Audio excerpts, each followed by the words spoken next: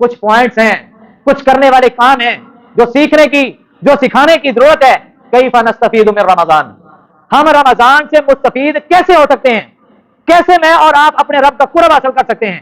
کیسے میں اور آپ رب کی رحمتوں کو لے سکتے ہیں؟ کیسے میں اور آپ رب کی مغفرت اپنے لیے کروا سکتے ہیں؟ کیسے ہم اپنے لیے جہنم کی آزادی کا اعلان کروا سکتے ہیں؟ کیسے اپنے آپ کو جنت کا حقدار اور وارث بنا سکتے ہیں؟ کیسے ہمارے رمضان کے دن اور کیسے ہماری رمضان کی راتیں گزریں تو ہم رب کے مقرب اور محبوب ترین بندوں میں شامل ہو سکتے ہیں؟ وہ سارے کام ہم نے رمضان میں روزہ بھی رکھنا ہے، ہم نے نماز، ہم نے قرآن کی تلاوت، ہم نے قیام اللیل نماز تراویح، ہم نے صدقہ و زکوٰۃ، ہم نے فطرانہ، اور اس کے بعد ہم نے آخری عشرے میں اعتکاف. حضرات آپس میں ہمدردی، سلوک، اتفاق، اتحاد، لڑائی سے کنارہ کرنا، گالی گلوچ سے کنارہ کرنا، یہ سارے کام کرتے ہوئے ہمیں جو ان سارے کاموں کا نچوڑ ہے وہ یہ ہے کہ ہماری نیت کے اندر اخلاص ہونا چاہیے.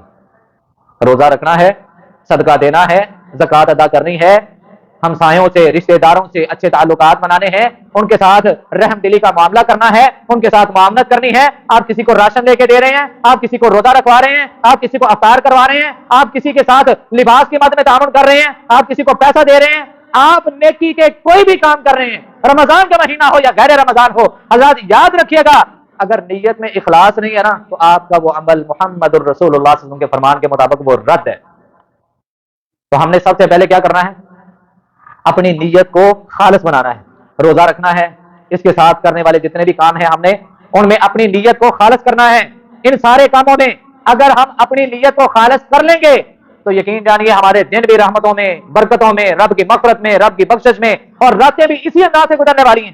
کیونکہ نبی علیہ الصلوۃ والسلام نے اعمال کی جو قبولیت کی شرائط بیان کی ہے نا، ان میں سے نبی علیہ الصلوۃ والسلام نے فرمایا ان اللہ لا يقبل من العمل الا ما كان له خالصا وابتغي به وجهه. انسان کوئی بھی کام کرتا ہے اگر اس کا ارادہ، اس کا مقصد، اس کی نیت رب کو راضی کرنا نہیں ہے اس کا وہ عمل ضائع ہے.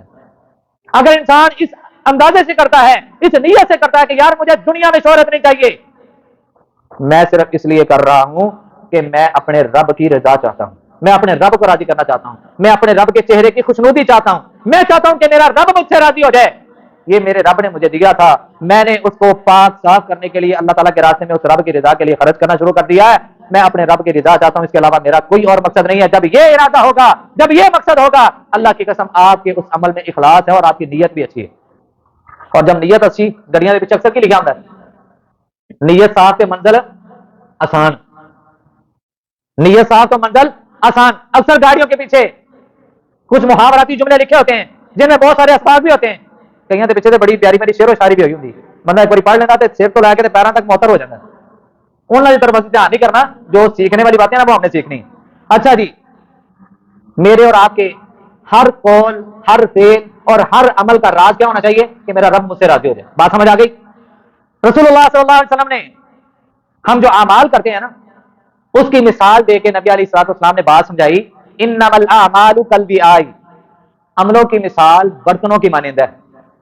انسان مومن بندہ، مسلمان بندہ کوئی بھی عمل کرتا ہے اس کے عمل کی مثال کالبیاء، ایک برتن کی مانند ہے. نبی علیہ الصلوۃ والسلام نے فرمایا فاذا فاض اسفل فاض اعلی، برتن صاف ہوتا ہے، آپ اس میں کوئی بھی چیز ڈالیں گے وہ صاف ہی رہے گی، گندی تو نہیں نہ ہوگی. برتن صاف ہے، برتن پاک ہے، آپ اس میں کوئی بھی چیز ڈالتے ہیں وہ پاک صاف ہی رہے گی، وہ گندی نہیں ہوگی. وَإِذَا فَسُدَ أَسْفَلَ فَسُدَ أَعْلَى، اور جب وہ برتن گندا ہو اس میں بلا ہی آپ کوئی اچھی چیز ڈالیں وہ اچھی رہے گی، وہ بھی گندی ہو جائے گی. برتن صاف ہے مطلب ہمارے اعمال میں اگر اخلاص، ہماری نیت میں اگر رب کی رضا شامل ہے تو ہمارا عملوں والا برتن صاف ہے. پھر آپ کوئی چھوٹا کام کریں یا بہت بڑا کام کریں، اللہ کی رضا کے لیے کیا، اللہ نے اس کو شرط قبولیت سے نواز دیا. لیکن اگر آپ کی نیت میں ریاکاری ہے، نیت میں کھوٹ ہے، نیت میں اخلاص نہیں ہے اور آپ کا وہ عملوں والا برتن گندا ہے، بدبودار ہے، آپ کوئی بھی عمل کریں گے جبکہ آپ کا ارادہ رب کو راضی کرنا نہیں ہے، دنیا میں شہرت ہے. تو نبی علیہ الصلوۃ والسلام نے یہ جو مثال دی ہے، اس مثال سے ہمیں یہ بات سمجھ آتی ہے کہ ہم نے اپنی نیت کو درست رکھنا ہے، اپنے اخلاص کو ہم نے برقرار رکھنا ہے. اسی لیے سلف صالحین کو یہ راز ملا، سلف صالحین کو یہ راز ملا. بیٹا باپ سے پوچھتا ہے اے میرے ابا جان ذرا مجھے بتائیے تو صحیح، صحابہ اکرام کے اندر کون سی ایسی بات ہوا کرتی تھی کہ ان کی گفتگو میں، ان کی گفتار میں، ان کی کردار میں مٹھاس ہوا کرتی تھی؟ وہ بات کرتے تھے تو بات دل و دماغ کو ایسے اثر انداز کر جاتی تھی، ان کی بات دل میں بھی ہوتی تھی، دماغ میں بھی اثر انداز کرتی تھی۔ اے میرے ابا جان ذرا بتائیے تو صحیح، صحابہ کرام آخر کون سے ایسے عمل کرتے تھے؟ باپ کہتا ہے تجھے نہیں پتا، بیٹا کہتا ہے نہیں پتا، اگر پتا ہوتا تو نہ پوچھتا۔ باپ جواب دیتا ہے لِأَنَّهُمْ أَرَادُوا وَجْهُ اللَّهِ، اے میرے بیٹے ان کی باتوں میں اثر اس لیے ہوتا تھا، ان کی باتوں میں مٹھاس اس لیے ہوتی تھی، ان کی باتیں دل پر اور دماغ پر اثر انداز اس لیے ہوتی تھی کہ دل کرتا تھا کہ ان کی گفتگو کو سنتے جائیں اس وجہ سے لِأَنَّهُمْ أَرَادُوا وَجْهَ اللَّهِ، وہ ہر کام اللہ تعالیٰ کی رضا کے لیے کرتے تھے، ان کا ارادہ ان کی نیت یہی ہوتی تھی کہ ہمارا رب راضی ہو جائے۔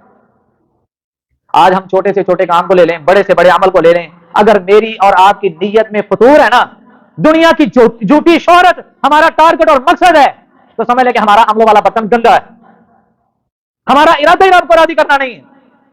جب میں ایک چھوٹی سی نیکی کر لوں، ایک چھوٹا سا عمل کر لوں، اور میرا ارادہ یہ ہو کہ میرے اس عمل کی وجہ سے میں اپنے رب کو راضی کرنا چاہتا ہوں، اللہ کی قسم اللہ کو وہ تمہارا چھوٹا سا عمل بھی اتنا پسند آئے گا کہ وہ تمہارے ایمان کی گواہیاں دے گا، فرشتوں کے اندر تمہارے لیے اعلان کر دیا جائے گا۔ اللہ ہمیں اپنے دلوں کو پاک صاف کرنے کی، اپنی نیتوں کو اخلاص میں کنورٹ کرنے کی توفیق عطا فرمائے۔ نیت خالص کرنی ہے، نیت میں ریاکاری نہیں ہونی چاہیے۔